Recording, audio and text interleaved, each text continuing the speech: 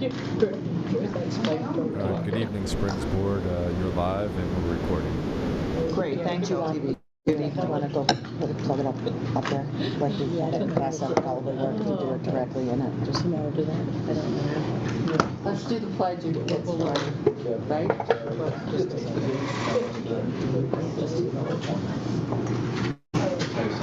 Do you want to do roll call? Sure, we're doing that, Julie. So it is, it is 7:10. I'd like to call the meeting to order. Julie, would you do roll call, please? Sure. Barbara Dayton. Here. Tim Frazier. Here. Pat Braban. Eric Frederickson. Here. Emma Field. Here. And we're just having some technical difficulties for a presentation, which is getting adjusted right now. So just to let you know, the board was in executive session prior to the start of this meeting where we went over contract negotiations and met a new hire.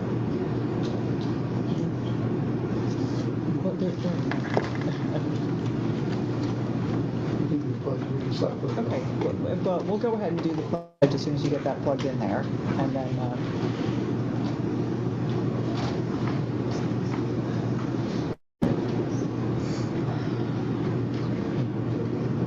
okay, thank you. So we could all rise for the Pledge of Allegiance, please. I pledge allegiance to the flag of the United States of America and to the republic for which it stands, one nation, under God, indivisible, with liberty and justice for all. Great, thank you very much.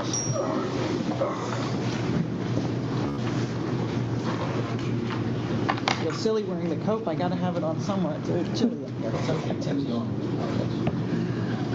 So we're going to start this evening with an update from our student council.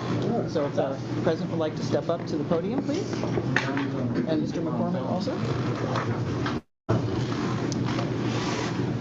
Good evening, everyone. Good evening. So I'm Mr. McCormack. I'm 6th grade math teacher as well as student council advisor. This is Nate Tarbett. He is the student council president. Okay, so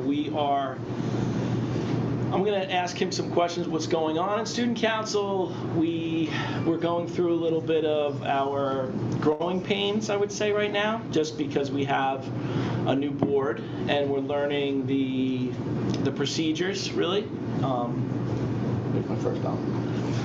So we are just finding out how things are going to work out. We're actually modeling a lot from our board here, as well as the meetings from my fire department. That's what I know. So Nate is really going to run the meeting with us on. We have Wednesday. We have like an executive board meeting on Tuesdays. Wednesdays we have the whole student council. So Nate will, just like he did the Pledge of Allegiance, he's going to call the meeting to order, the whole thing. Tomorrow our big meeting agenda is appointing people for committees like Pizza Friday and announcements and stuff. So tell them all the committees that we have there. So we have the announcement committee, the Pizza Friday committee, bulletin board committee, social committee, and the chess club committee. So really it's spreading out the work really for all of the members. We have about 24 members. These guys have done a lot already, the board. It's Nate, Emma Boyle, Valentina Rango, and Madison Kelly. She's our treasurer. She does a lot of work. So on Pizza Fridays, we have a ton of work to do on Thursday and Friday with just collecting for the entire junior high, making sure that they get their pizza ordered this Friday or this Thursday and Friday. We had growing pains, like I said. Announcements had a little growing pains this week. That's why we decided finally to make these committees. And Nate is really in charge of the students. I'm making sure that I'm trying to just have Nate be my point person, which has been really great. He's actually going to teach his father how to become captain of our company back in East Hampton there. So we're really excited about Nate showing his dad some things. And anything else you got to say, Nate? What else do we have to go over? So we still have, what else is going on? Toys for Tots, right? Oh yeah, Toys for Tots. So we're still collecting for Toys for Tots, which will go on until the 21st when the Kiwanis Club will pick that up. We were invited involved just recently with the food drive with the Springs Pantry. The kids all pitched in with helping collecting all the items and then bring them over to the church there. And, announcements is really a big job for us in the morning, and just honing in on their style of the announcements and, making sure that it's happening every day. I'm in the middle of class when it's about to happen, so it gets difficult when the kids are running in sometimes. So Nate now, with the appointment of the announcement committee, it's really going to help us all out. Nate, where is the Toys for Tots collection happening? Is there in the front of the school? If somebody was coming in, could they bring something? It's in the front of the school and in front of most classrooms. Okay. Three stations, right? 3 stations. All right, great. Yeah, we have 3 stations in the junior high, the elementary wing, and middle elementary.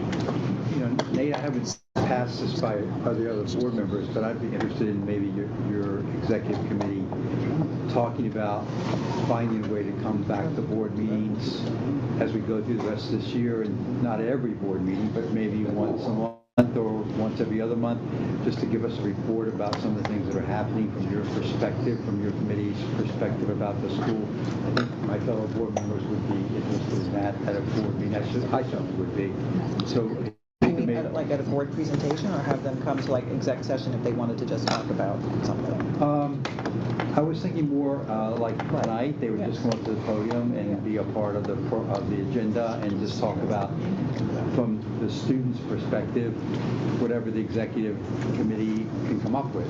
I would be interested in hearing from you guys about your school experiences, about the amount of support you're getting, or lack of support, or whatever issues you want to talk about or share with us what's going on. I think we would be very interested to get the students' perspective. Right, like if the students felt needed something that was lacking, yes. Okay, sounds good. That's why Nate ran. And so actually we have a favor, I think, to ask of you, because you're talking about committees, and our board has been trying to get more on top of making sure our committees are organized. So at the moment we have a communications committee, and we're working on our website. There's a new website, and one of the things we were working on the other day was the drop downs for the different heading. So one of those is student resources, or there's for students a heading like that. So we pulled together all the things that we thought should be in there, some new things that weren't there before, and some from our old stuff. So I think getting a student input on, okay, are we missing anything here? Is there something else that should be here? Or some of these things that kids wouldn't really look at on the website? So I think maybe if Mrs. Cleary or someone could get you guys the list of those, would you take a look at them for us and make sure we're covering all bases? Yep. Yeah? Okay, great. That would be very helpful. Executive committee. One last thing I should say, the Diversity Club started working with us to do announcements, so we're doing 1 quote a week right now in both English and Spanish. I think we did it on Fridays this last week, right? Yeah. So big thanks to Mrs. Firemore, who's running the Diversity Club meeting right now, and so we're looking forward to keeping with them as well. So lots going on. Great. Happy to hear that. Thank you. All right. Thank you so much. Thanks for having us. Don't go anywhere yet. Okay. Have a seat. Thank you. You can go. You gotta go to baseball.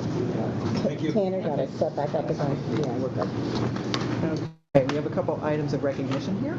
Okay, the first one is the Springs Modified Boys Cross Country Team.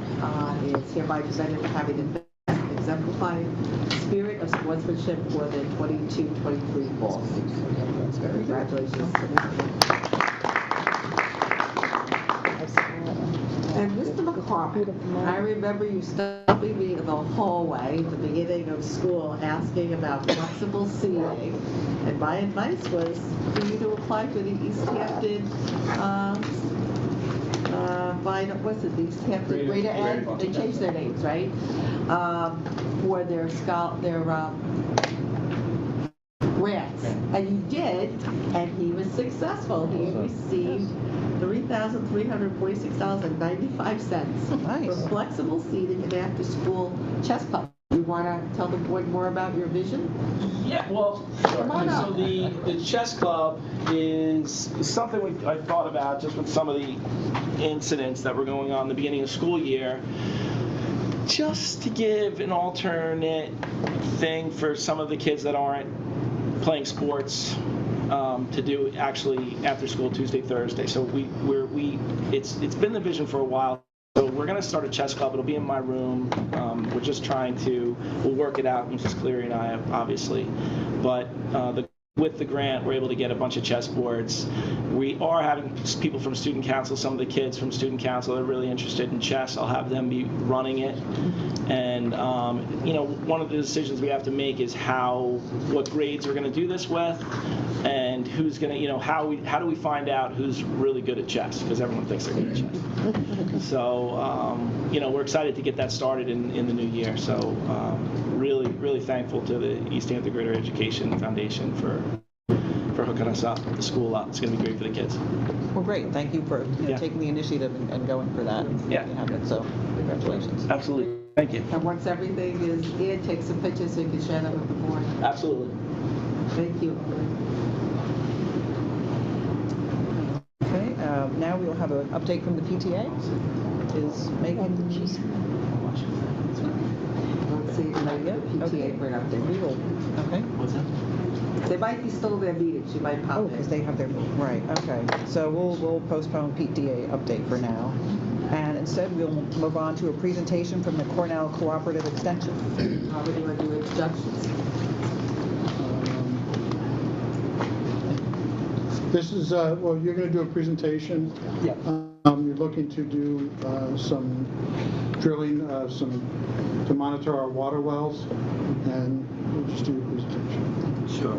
Well, thank you for having us and giving us the opportunity to share some of the water quality work we're doing in this area particularly. Had good support from the community, student managed here, the Aquaponic Protection Committee, town of East Hampton, Natural Resource Department. And so we, have a lot of partners, and maybe you guys will be one of them. But we are looking at this area, and we're proposing to put in 2 monitoring wells here, basically because we have an ongoing project. And I should probably backtrack a little that these projects are all related to the water quality of the surface waters in this area of the aquaponic system. And we've been doing this type of work in this area for about the better part of 10 years.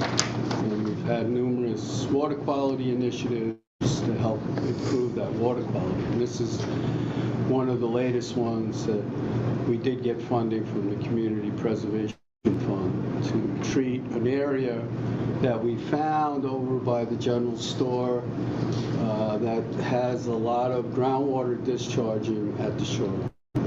So basically all groundwater on Long Island discharges at some point into a surface water. And along the way it brings whatever entered the groundwater, it'll vent in these near-shore environments, submarine groundwater discharge. So we've been looking at that, and we found an area where by the general store, that yellow box, that was significant, had a lot of ammonia in it. And through the modeling that's been done and other work that's been done, a likely source of septic systems, including the schools. So this slide just shows some of that data, very high ammonia levels found near the shoreline. And it gives you an idea where the 2 red dots by the ball field are kind of the midway point of this groundwater plume. And those are areas we're proposing to do some monitoring wells. So the next slide. So again, how we came to that is through field data, but also through modeling. And these blue lines are the contours of the groundwater. And perpendicular to them is the flow direction. So, it's obvious that this area is part of the source, and the school is part of it. And so, that's not there's things going on here. It's great to see the new septic systems and everything. Everybody's doing what they can, and this is just another effort. What we do primarily, excuse me, is try to treat the groundwater before it gets into the surface water through something called permeable reactive barriers that are installed near the shoreline and intercept the groundwater and allow the bacteria to break it down to nitrogen and oxygen. And they work very well. We've been doing them. We have one up at Tambar where we're doing the same thing. We have Ham Bays, Sagaponic. So it's proving to be a passive treatment that works very well, and we're just trying to pilot and research it to make it viable in other areas. The tricky part of this plume is it's not in the form of nitrate. It's in the form of ammonia. And for these reactive barriers to work, you have to get it from the ammonia form through adding oxygen to get it to the nitrate form, NO2. And that's the tricky part. So the next slide, I believe, shows what we're proposing to do at the shoreline or near the general store, and they've been cooperative. We have the funding to install a system. But what we have to do is have a passive way of putting oxygen into the groundwater and oxygenating it, converting the ammonia to nitrate, and then the red, those are the blue dots. The red dots would be where this reactive barrier, which basically is wood chips, it just needs a carbon source. And we've used vegetable oil up at Tambar. We do it through liquids, we do it through solid carbon forms. And once they're in, they're passive. There's no pumps or anything, just it lasts 20 years. So it's, you know, very effective, very green approach to doing something like this. And so that's all underway. And, you know, we have high hopes that this two-stage system, you know, will be effective as, you know, the systems where you don't need the oxygen treatment. So next slide. So that takes us to what we'd like to do is to put in some monitoring wells near the ball field, because that's about the midway point of the plume travel. From here to the shoreline takes the better part of 10 years. Groundwater travels like a foot a day. So those wells would tell us, you know, what's still coming down and how we need to adjust the treatment. So they're kind of, you know, they become kind of important to try to get these wells in. And they would be at grade. They'll be not in the ball field, along the fence line, this grassy area between the ball field and the fence line. And there'll be one around first base, off of first base, and off of third base, but not in the ball field at all. So that's the two areas we're looking to install them.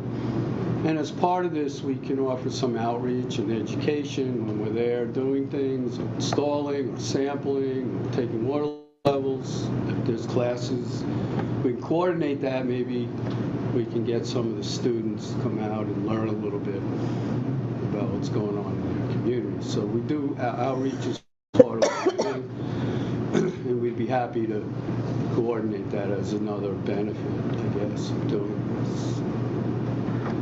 So the machine that we use is called a geoprobe. It's about the size of a pickup truck. It's track mounted.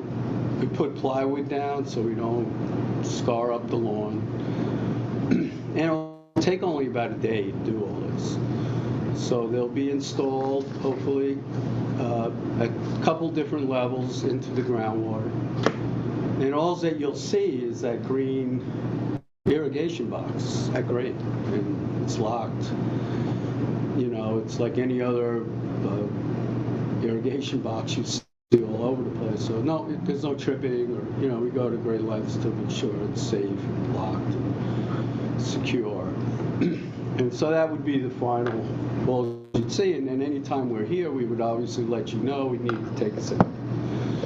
We need to do some measurement, let everybody know. If there's a class available, we can arrange a day that they could come out. I think that would be beneficial. And we can use it as a, you know, a way to educate, teach, you know, some of the students about this.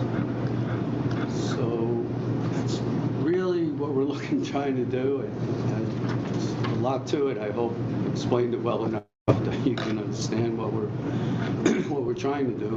Right.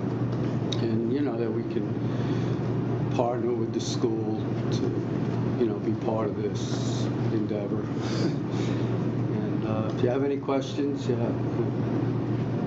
So with the length of your project of 10 years, I'm guessing that's how it was brought to our attention that there was ammonia in the water there. One of the main reason that we went ahead and did this new system, right? So, so yeah, I think being part of, maintaining that monitoring is. Yeah, it takes time. Like, it's Yes. great to have the septic, and that's working better and better. And but you still have 10 years of legacy. Sure. Yeah. And then, this hopefully will be online and working very effectively. That it won't be necessary much after that. So that's really what the goal is. But you got to deal with the legacy in the meantime. Yeah. So that, is everyone fine with that? Yeah. So, yes. One question. First off, this is a nice early detection tool, right? And, what we put in now won't be realized for those amount of years. This will give you an idea of what is happening sooner. In terms of the well, is it possible to put that just slightly below grade? If say the ball players are running or they're warming up and there's this, they're sliding over it, is there a way that can be even a lower profile than that and still provide the level of access that you need? Yeah, we could put it at the level of the dirt so that the grass is a little higher. We don't want to create a tripping hazard there either. So, right. It probably should be, just below or at the grass line so that you can't trip. And if you slide over, it's a plastic cover. It is okay, so it's not. Yeah, it's not going to scar. Which field was it?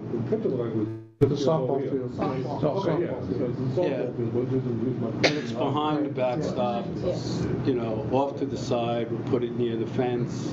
Hopefully, it really shouldn't be much activity. Almost all the way out. Players won't be long.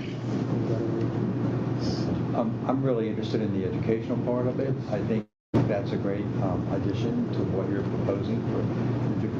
What's your name, sir? Ron Paulson. I'm sorry. That's okay. And Ron, you're with Cornell? I'm with Cornell. Okay. I was with them for about 30 years. I actually contract with them now. Okay. So Awesome. as a hydrogeologist, professional geology licensed individual. Awesome. So you've been in the East End for a long time doing this kind of research and so forth. Yeah. Okay, good. Here and throughout the U.S. really. But Okay. I'm focusing here these days. Sure. And we're really interested, again, as we put in this new septic system, to really understand the kind of effects that it can have to improve. I don't know if the data, you have that from the past, but it sounds like the data going to your testing is going slowly. So we should be able to see the effects of the sewage system here in a positive way over time. Yeah, it'll take several years before they even reach those wells. Right. So, but this is a long-term. right. Yeah. So we should be able to show this gradual improvement, which would be great. That'd be awesome, yeah. That's what we all want to see, and I think it will happen. Right. It's a process. Well, I'm certainly happy that you guys found us and we're in the position to be a part of this. Yeah, we project. appreciate that. Yeah. Look forward to coordinating this. Robert will be your contact, and he'll reach out to staff when you're here. We'll coordinate with Kevin Jones, our Okay. maintenance Very good. person who's So there. whatever you need from us, writing or whatever, we have memorandums of understanding if you want to Are have we something. still doing earth science here in 8th grade or biology? Which do we go to? Earth science? Yeah. So we're still doing earth science here in 8th grade. Our 8th graders would have loved, I think, to have the opportunity. They like to go out in the field. Yeah. Sounds great. So, great. No, thank you very Appreciate it. much. Thank you Sounds very good. much. Thanks for your time. Thank you. So we had students getting involved when the septic system was put in, right? When they were Yeah. measuring stuff, they were going up there. So yeah, keep it going. And they're CBS both, is very good. we're getting more samplings done. I think it was either today or tomorrow they're coming out. Both the county and wastewater works will be doing another sampling set, so we'll have the results in a couple of weeks on how it's been, how school's been back. That's great. Right, yeah, actually, because one of the last measurings, they did say there was more ammonia than they thought because of lack of solid waste material going into there, right? And it's common. Right, yeah. And if they needed to, they were going to introduce some additives in there, Yes. but they wanted to see how we did with the school in session now. I think part of the conversation was too, is when they do the test of the tanks themselves, down in the leaching field area, and now Cornell supplied with the both do it from the leaching fields, would we want to step further? Yeah, I thought it was Stony Brook, I think. Stony Yes, Brook? right, yeah. So is there a way to get that tested at the far end, see if Stony Brook is coming out, I think. I don't think they do that, though. I think that's what, Yeah, I don't know. We'll I check. don't know if it's something they might know about, you know. Well, if we can figure out how to test it from the far end, from the leaching field after the Yeah. wood chips have done their work. Yeah, I don't think they've been there long enough to, but we'll certainly ask when they come out.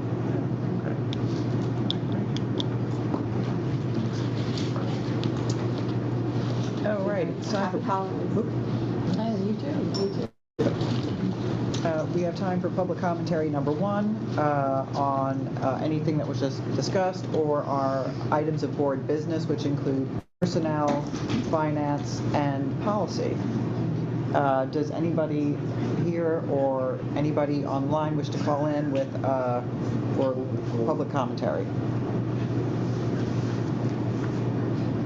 Okay, then let's jump right into personnel. Okay. Letter A is a revision from the last board meeting where we appointed Deb Murray as a .12 reading teacher. We cut back on that to a .08 reading teacher. She will split the position with Robert Bayer, and he's a .12 for a full FTE of a .2. This will be 5 days a week versus the 3 days a week that was originally scheduled. Robert will do 3, and Deb will do 2. So, and both will be funded by Title I. We have appointments for daily and hourly. Emily Driver has been subbing for us. She is a certified teacher, but we will see later on, we're appointing her as a teacher assistant. Jack Sutter is an uncertified substitute teacher, TA, and he's pending fingerprints, but since our next board meeting is not until later in January, I wanted to get him on the agenda to do monitoring as well as subbing. Letter D, appointment of permanent substitute Diane Shoemaker.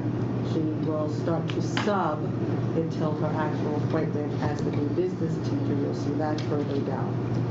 E is the appointment of teacher assistant Emily Driver. That's where she was the sub first, and now this is a probationary TA position, and she is a one-to-one for a student from a second district.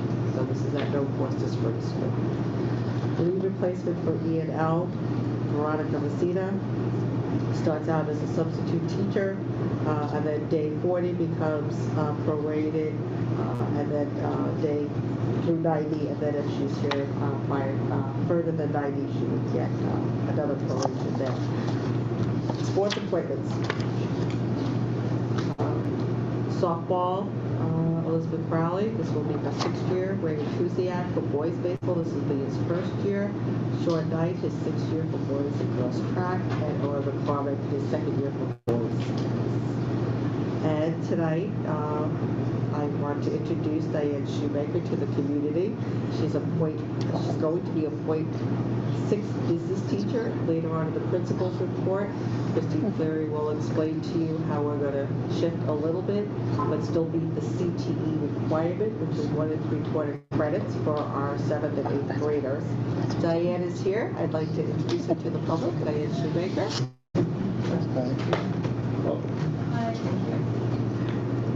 I appointment to embed Kyla Adler.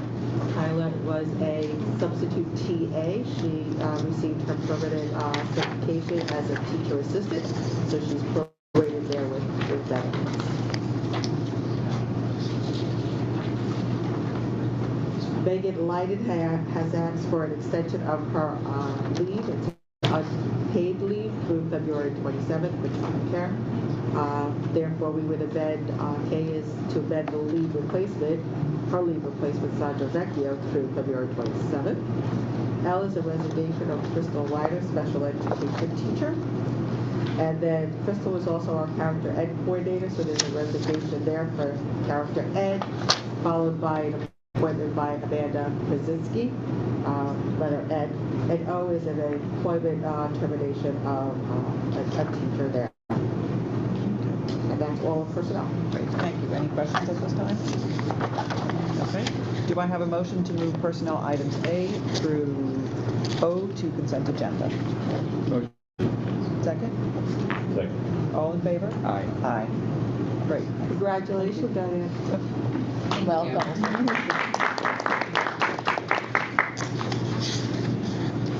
Okay, Robert, you want to take it with the finances? Sure. We have the latest appropriation status report attached. We have the revenue status report, which again remains a little light until hopefully our third week in January, where our tax money starts to come in. So we're trying to be a little lean in the business office for the next month. We have our warrants that were approved by our internal claims auditor, along with her report. We have an agreement from Scope that we finally were able to get. We haven't had one yet. I was working with our accountants. We were able to, based on our year-end, finally catch up on our treasurer's report. So you have the July, August, and September treasurer's reports attached. And then item E is the STAR exemption amendment. I don't know if you know, earlier this year, New York State raised the income eligibility for senior citizens and disabled from $29,000 to $50,000 to receive STAR credit. It actually goes above and beyond that with it maxes out at $58,400 on a phase out above $50,000. So the town, East Hampton Town, has adopted this resolution, as well as some of the surrounding school districts. East Hampton School District has adopted it, so we have a resolution if the board wants to adopt this increase as well, which is what everyone else has adopted. That's on there. And that's it, unless I'm talking about this mini grant. Right, the acceptance of the mini grant, yeah. So any questions? Does anybody have a question about anything to do with the STAR increase? It's not one I'm not very familiar with the increase the state police are doing. I don't know what the legislature voted on increasing senior citizens to 29,000 to 6,000. I don't know. Yeah, so they essentially fell in line with what New York State's was and what it is it went from 29,000 to 50,000, and then it said for those with annual income of more than 50,000, it's a 50% reduction. From 50 to 51,000 is 45. From $51,001 to 52,000, it's 35, and it goes on and on and up. So that's what they adopted. That was in line with the state. So they've increased the level for giving assistance to seniors with their taxes.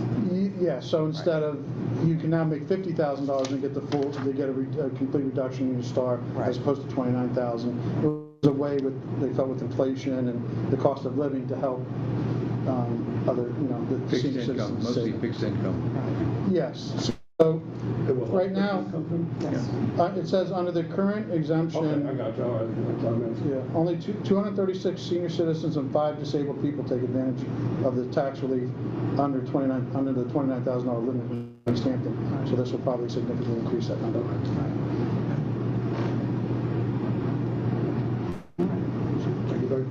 So we're in favor of that, yes? Yeah. Okay. So do I have a motion to move finance items A through F to consent agenda? Motion. Second? Second. All in favor? Aye.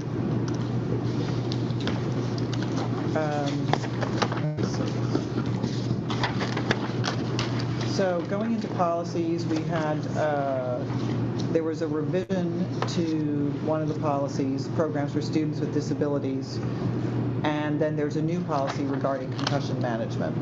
So those are both on for first reading. If you want to check them out, and if there's any response, please let us know.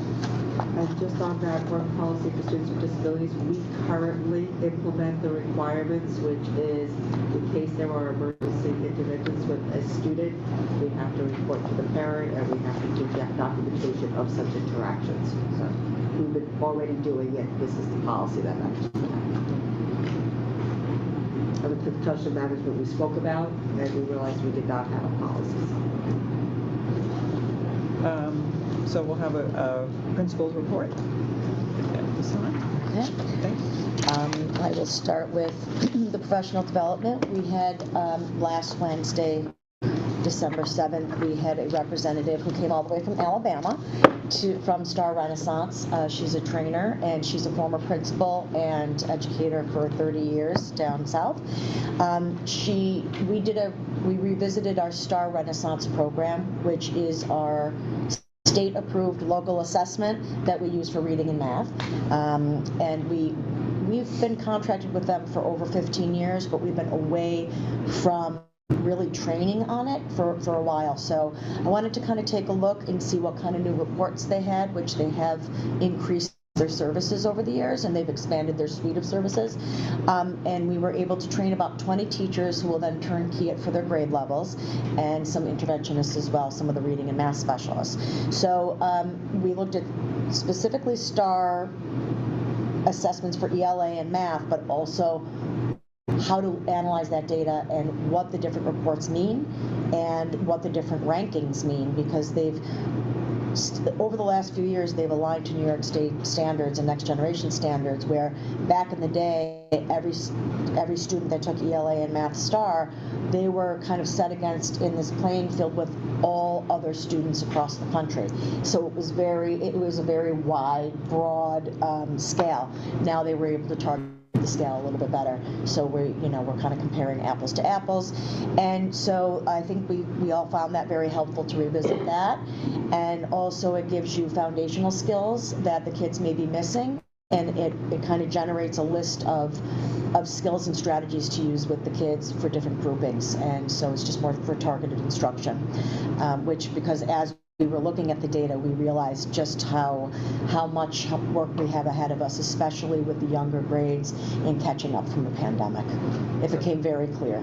So just a question about how this works, because so the STAR assessment program, is this giving you educational materials, or this is just a way to assess whatever curriculum you're using? This is an assessment program, and are there other assessment programs and STAR is just the one that our school is using? It's a good question. It's not assessing curriculum, it's assessing student skills and growth. Right. And it can do that with any type of curriculum. Yes. So this is not actually an educational program with this is what do the kids know right now in this moment, right? And then it gives you a scale score, and knowing the scale scores at each grade level is really important, because then it's a predictor of how they're supposed to do on state exams and just in general, what their success will be educationally. So, but there's lots of different pieces of data to look at and to analyze, and like I said, they've increased the amount of reports, so we wanted to sift through and make sure we knew what those benchmarks were based on their scale scores and their percentage, their percentile ranks, because in the past, for instance, we used to look at grade level equivalent sometimes and say, oh, well, this child is only in 4th grade, but they're coming out and reading on a 6th grade level equivalent. Well, that doesn't mean that that child's ready for 6th grade. It just means that on that day, with that particular data point in that skill, they're above grade level in that skill. That doesn't mean that that child's ready to take on 6th grade. So there's different ways to interpret the data. So I think that was very eye-opening to kind of go back and make sure that we're looking at things properly and then utilizing. Then it does give you skills based on that data and say, well, according to this STAR reading test that this child took, now we see they have some deficiencies in these skills, and they will actually generate a list, and you can group kids according to skills that they need to practice and remediation, things like that. So it does some of the planning work for the teachers, but it doesn't take the place of a curriculum. Right. And so does STAR give you the benchmarks they should be meeting, or do you? Yes. No. Okay. They do. Okay. They have their own. For parents, yes, they would know whether their child was above grade level, on grade level, or below grade level. Correct. And then the there's a lot of dynamics in those three words or categories, but teachers are then able to articulate how below grade level Yes. they are, or how on grade level they are, or how above grade level they are. Correct, for each little item. Right. So, you know, it separates out each little data point. So yes, but that they even color code it, so it's kind of easier to interpret on a general level. And they do generate parent reports in English and Spanish that can be sent home. And there's one that's a little more detailed and in depth, and then there's one that's a little more simplified for kind of easier to understand and not so you know, education speak. But it was really helpful to see what they've been able to do over the years. I think they've perfected their own number crunching, and then, you know, we pay for that service to help us teach the kids and help them grow as learners. And if we've been using STAR for 15 years, what did we do beforehand? Was there? There was, you know, that was before Common Core, and Okay. that was when we really did assessments based on out of the classrooms. Right. Yeah, there weren't really standardized tests, of course. Right, sure. But this came in, you probably remember, Tim, this came in right about the same time, like right after high stakes testing came in, and state ed said that you had to have a state approved local assessment as well as the state tests in order to balance out things for APPR. Okay, so this is kind of providing the same kind of data as the testing does, Yes. just as like throughout the school year. It's just like a Exactly. different. It's ongoing. It's ongoing. It's not just a snapshot the way the state test is, because that happens just once. You can give the stars many times as you want throughout the year. Yep. In my mind, it's just one tool that teachers have to provide a little consistency over grade levels. Yep. Because, you know, it's not infallible, and there No. are nuances to it.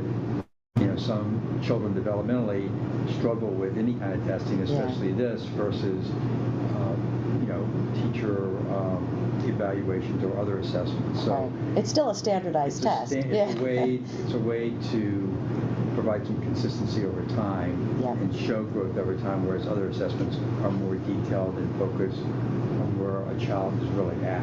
So,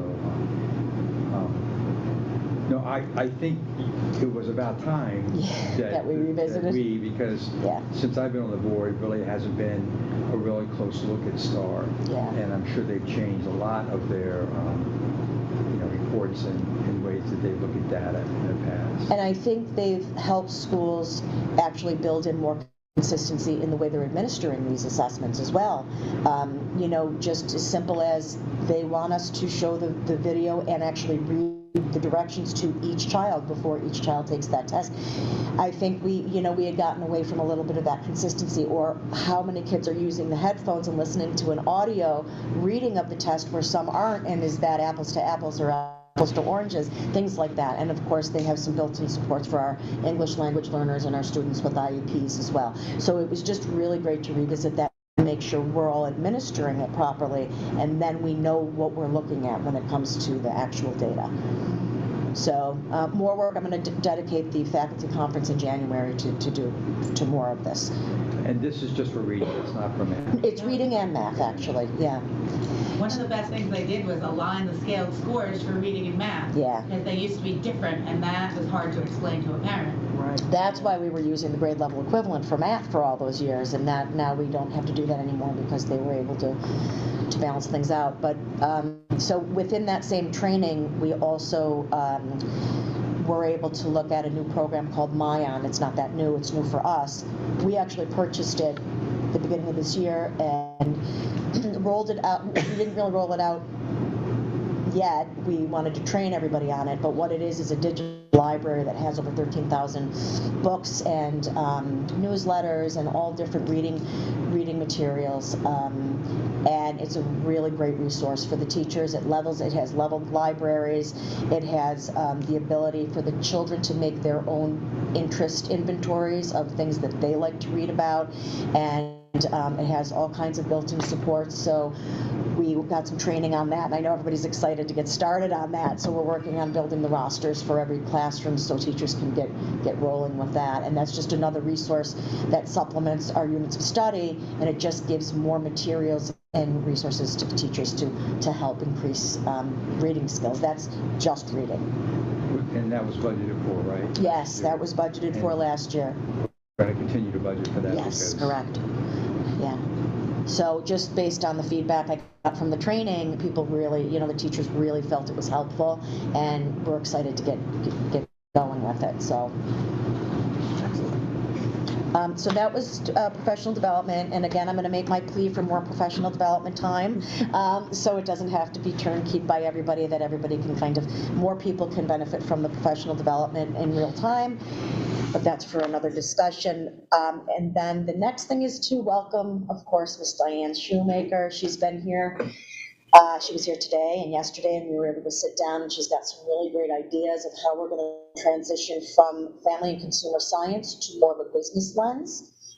We do have to provide 1 and 3/4 units of study for our 7th and 8th graders going up to the high school. We start in 6th grade because that's how we're able to fit everything in. We're not moving away from all the good things that have already been done. We wanted to bolster the culinary program here, which we've done. We dedicated a classroom. We've gotten all kinds of culinary kitchen supplies, things like that.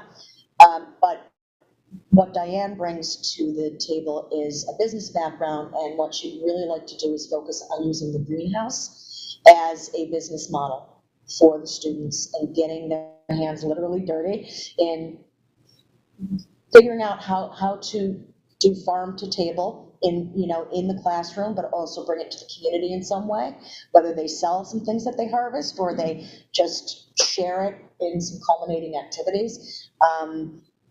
CTE is a very broad umbrella, and underneath that, there's lots of different certifications that can be utilized to roll out and teach these skills. So Diane happens to be business certified, so we're going to look through that lens, but we're still going to hit all the components, which is sustainability, culinary, health and safety, nutrition, communication, marketing. So this is a real opportunity. I'm really excited about it, and I know Diane is too, to really build some units of study that really teach the kids how to be leaders in their communities and really walk away with some skills that when they go to high school, they'll say, oh yeah, we've already done this, like we know how to do this. So that's where we're at, and it still checks all the state's boxes for requirements. No, it sounds like an exciting opportunity for our kids. I think they're going to love it. I think they're going to love it. Okay, thank you very much. Sure. Yep. Enrollment. We've had several students leave. We've had about 6 students leave, but there's a net of 5 students since last month over the district for K to 8th grade. We did have an increase in the number of placement students, about 5 last month. We did request the grades of all of our high school students, and Ms. Berry and myself looked over those grades, and for the most part, our students are doing phenomenal. So we were really kind of surprised because of the pandemic gaps in learning. We maybe had under 10 students with multiple grades. Same time, the state collects information on attendance. We were asking high school equivalent attendance of their spring students.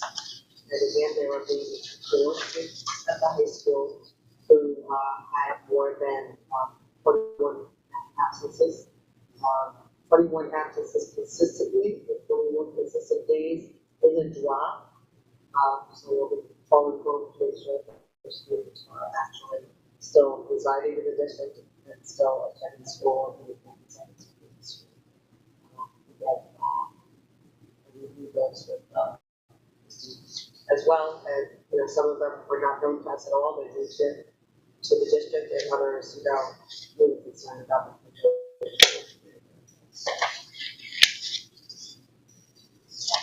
Robin's still keeping track of the finance. same format, so. So we have a number of committee minutes to go over, and I think we'd like to get a little summary of what happened during the committees over the past month. So who was the guidance committee? That's Kristen Turner, she's not here, and I don't think, Kristen is at that meeting. Of course not. So we've had a number of communications committee meetings, and Eric and I are both on that. You want to fill everybody in a little bit on what we've been working on? Absolutely. Our first meeting was an organizing meeting, so we clarified some of the goals of our committee, which are currently mostly published on the website, investigating and recommending new communication strategies to the Board of Ed and administration. We've really undertaken the website has been a real focus of ours. In fact, for the time being, our communication committee has created a subcommittee, being the website committee, which has gathered a total of 4 website meetings. Been reading every week. Meeting every week. It's a very involved committee. It's not the once a year style committee. And we've been getting great participation from administration, from teachers, from parents. And we would love to, I think we've already handed over some of our Excel spreadsheets to administration, just so you can see the 6 categories that we've created on the website. We've tried to consolidate our website so that it's easier to navigate while not losing all of the information that we have. So we currently have a spreadsheet where we've populated it with main headers and the drop-down menu that you can put down. Drop-down menu has been something that we've been working on more recently. These are the clickable headings that will get you to the areas that you need to. But the people who are using it, like I think that was a great request before, Barbara, about getting the students' input. That's their header. What are they interested in? What do teachers need? We want it to be a website that's functional for everyone, and so far it looks great. And lastly, in the committee, we look to develop effective and timely communication, both within the school and the community, and we're getting input from parents and things, maybe how to make things easier. It's been a nice forum to discuss some of the why the school does things, and sometimes how it might seem complicated, and it gives rationale for it, but what can we do to maybe consolidate and make things easier? And anything that we don't cover in our general agenda in the committee, we will generally move it to the next committee. So far, we've not had any trouble filling the time that we've allotted in the communication committee. So far, we've had great participation, great feedback, and a material result with a lot of new input to this website. We're very excited about the website. It's really, it's taken a lot of work, but I think everyone's going to be very happy with it. And it sounds like it'll be easy to update things and make changes if we need to. If we get feedback that something's, is amiss, then it shouldn't be complicated.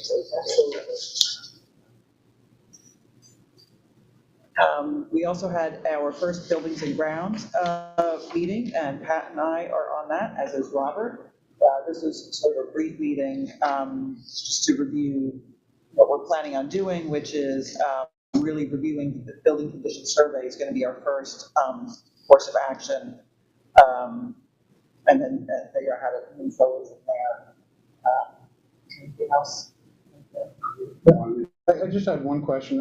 I didn't know if this is a committee that's going to obviously meet on a regular basis, but I didn't know if buildings and grounds should also be like an agenda, if you wanted as an agenda item, like we do finance and superintendent's report, if you wanted to add building and grounds so we could update the board and the public on a more regular basis too of stuff that's going on in the building.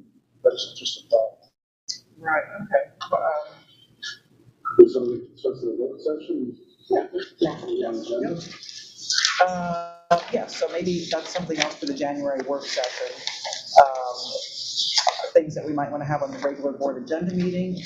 We cover those things just as we're going over, say, a committee meeting, or they're actually buildings and grounds, things that come up outside of the committee that maybe it'd be good to get an update of what's going on with the facilities. Anyway, so let's talk about that. So this week and next week. I'll send that out. There was a health, safety, and wellness meeting. Yes, Emma, will share that. Yeah, I can give a little update. It was, you had a meeting on November 29th. It was basically just an organizational meeting, hearing what each member's kind of, thought we were doing there, what everybody was more specifically interested in. Out of three aspects, health and safety is a state required committee, but we decided as a board to add wellness to that, so that's kind of wild card at this point. So we decided for the foreseeable future, we're going to meet once a month, touch on all three each time. One might not, there might be nothing that's within the health, that fall into that category. So maybe wellness we can focus on, or if there's something glaring, we'll address that. And otherwise, we are creating a Google Doc for all of the members. But within those 30 days between meetings, we can jot down what any ideas that we have, something we want to focus on in the next meeting, or just make sure it's discussed, and also how it can kind of move up the line. That was great. That document, by the way, I saw that being something that maybe other committees or even our communication committee can use. Because not everyone is able to make every committee meeting. And while we have minutes, sometimes you just think of an idea in between committee sessions. So these mutual working docs, you can fill in an information and the whole committee gets to see it so that you can share that idea on the day of the committee.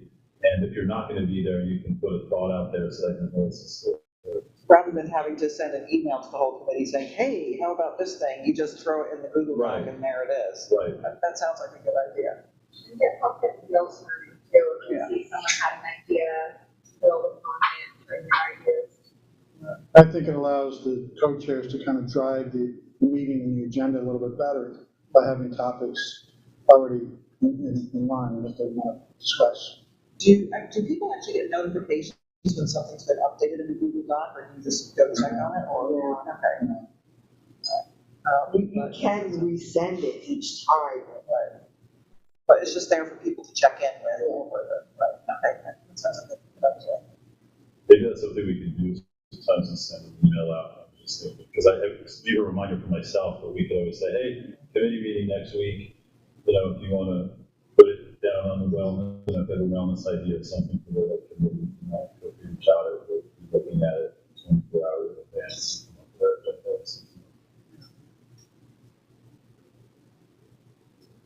So the policy meeting was basically the policies that we went over. Those are the new ones, and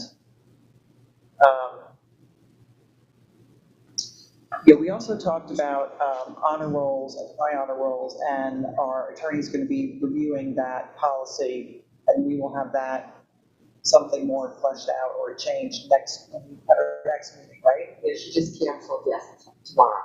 Oh, okay, I didn't see that. Yeah, I sent an email to the policy committee. Well, should we meet without her? Because we don't have policies to look at that without her. Did she, wait, she sent the packet already. No, she didn't send anything. Something, we can discuss it after the meeting if you want.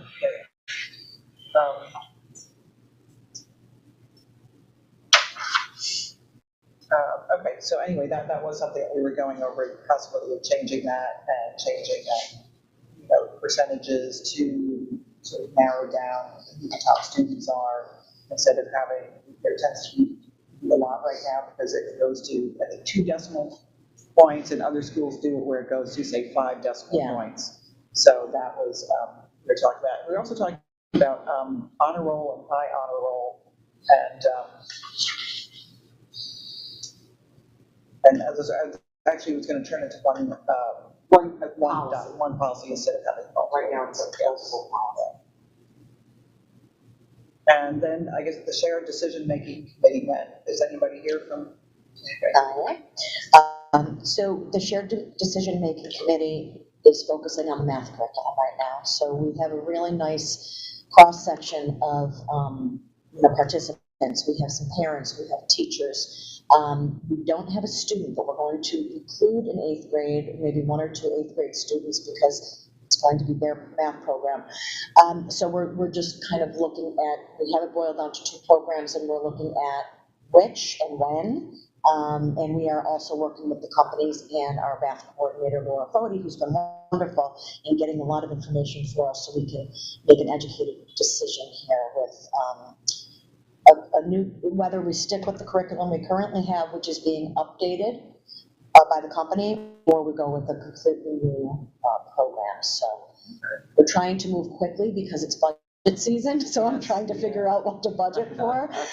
So that's weighing on us as well, but we're meeting again tomorrow, so we're also kind of trying to meet as much as we can and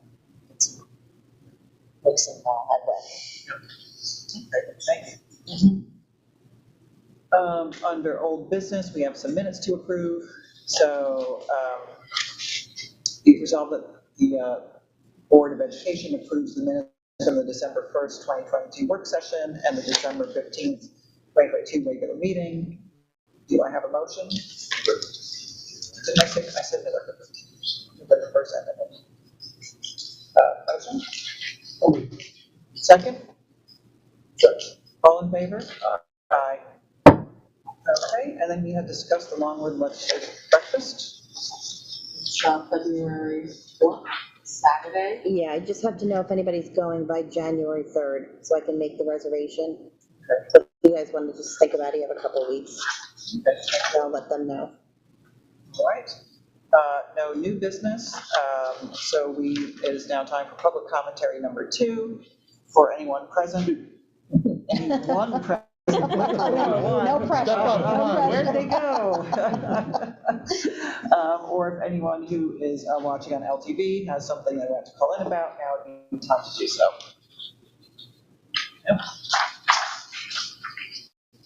Any callers? Any callers? We have no callers.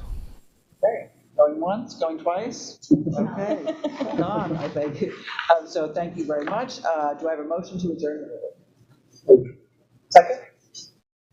All in favor? Aye. Great. Thank you very much,